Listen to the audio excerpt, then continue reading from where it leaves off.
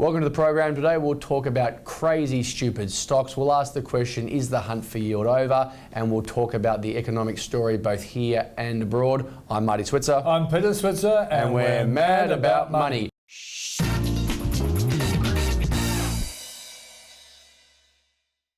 Pete, first question. You wrote an article on Switzer Daily not long ago, subject line, crazy stupid stocks. What were you talking about? Okay.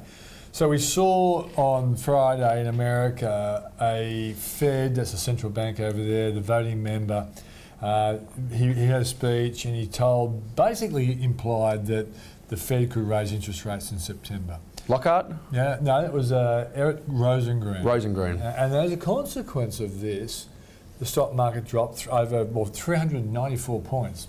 Worriesville. A big day. Yeah. And at the same time, a surprise voting member, Dr. Lael Brainard, was penciled in for a speech and no one expected. They thought maybe she's going to change her mind because Rosengren was a dove and now he's becoming a hawk. Dove means keep interest rates well, hawk means raise interest rates. And I thought, well, Brainard might be switching as well because she was a well-known dove. Well, she comes out on Monday and says, no, haven't changed. And that's just another example of an absolutely appalling communication policy from the Federal Reserve. You've got Yellen saying one thing, you've got other members saying other things. Is this an intentional strategy of the Fed or are they just all over the shop? I think they're all over the shop, quite frankly. I think our Reserve Bank is at least smart. They talk as one, you don't get these silly diversions. So what do you mean crazy stupid stocks? What are we referring to? Well, the thing is this. You've got this idea that because the US economy is so good, it needs an interest rate rise, that all of a sudden stocks get dumped. And that's what I'm saying, it's temporary, this kind of, it's a sort of crazy, stupid thing. And so what we saw in America was when Brainard said, oh no, we probably won't move in September, that was the bottom line, up goes the market. Then Australia didn't follow suit. We went up for a while. And the US was again down last night. Correct. On the fear of Fed raising. When do you think the Fed will raise? Well, that's the million-dollar question. Look, I think it's going to be December, quite frankly.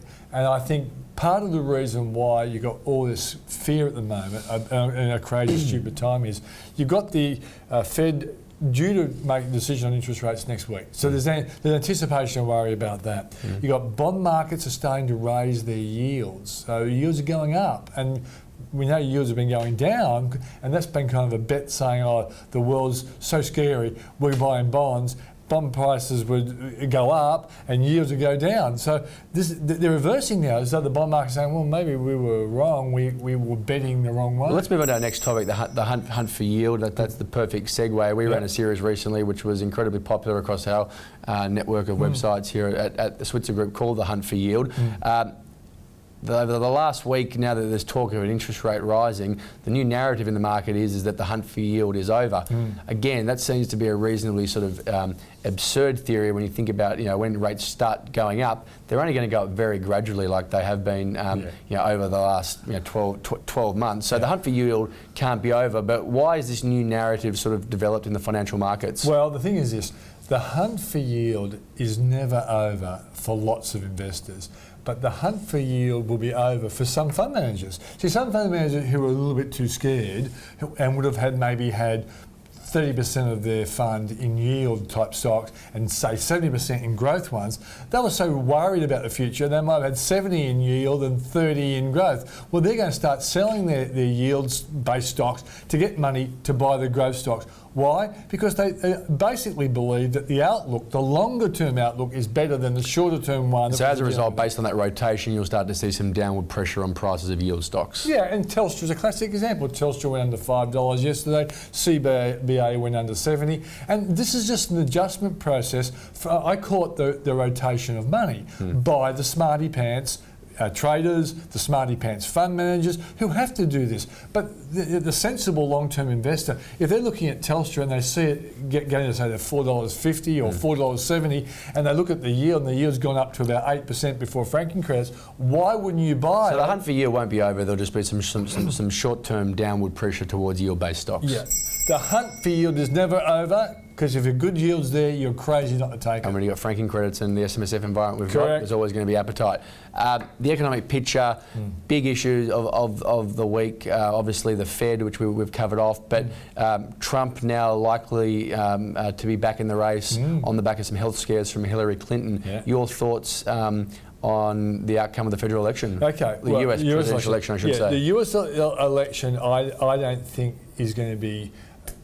look, it potentially could be a threat to the US economy if Trump gets up and there's a fear factor and the stock market sells off. There's split views on this because a lot of people say, well, he won't have that much control and sensible people will be running the show. But I think there will be a negative market response, which won't be good for the overall growth of US in the short term. In the medium term, I think they get over the Trump factor.